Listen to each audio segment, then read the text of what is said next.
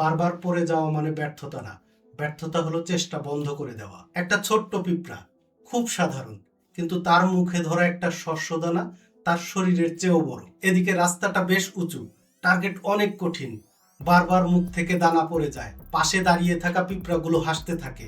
তারা বলে, বাদ দাও, আমরা অনেক চেষ্টা করেছি, এটা কোনোভাবেই সম্ভব না। পিঁপড়াটা মনে মনে ভাবতে থাকে, যেটা সবার কাছে অসম্ভব সেটাই তো আমাকে করতে হবে। সে আবার তোলে দানা, পড়ে যায়, আবার তোলে, আবারও পড়ে যায়।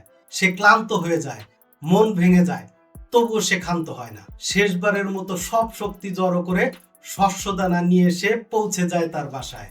শরীর অবসন্ন, কিন্তু চোখ মুখে শান্তির ছোঁয়া। সে বুঝে যায়, হার বারবার পড়ে যাওয়ায় নয়, হার হলো চেষ্টা বন্ধ করে দেওয়ায়। আসলে এই দুনিয়ায় সফলতার মূল মন্ত্র একটাই, যতবারই পড়ে যান না কেন আরেকবার উঠে দাঁড়ান, কারণ যে চেষ্টা করে সে একদিন জিতেই যায়। আপনি যদি আজ ক্লান্ত হন, হতাশ হন, এই পিঁপড়াটার কথা মনে করুন, উঠে দাঁড়ান, চেষ্টা করুন, বিজয় আসবেই। আরো এমন চমৎকার সব গল্প পেতে অবশ্যই লাইক, শেয়ার এবং ফলো করতে ভুলবেন না।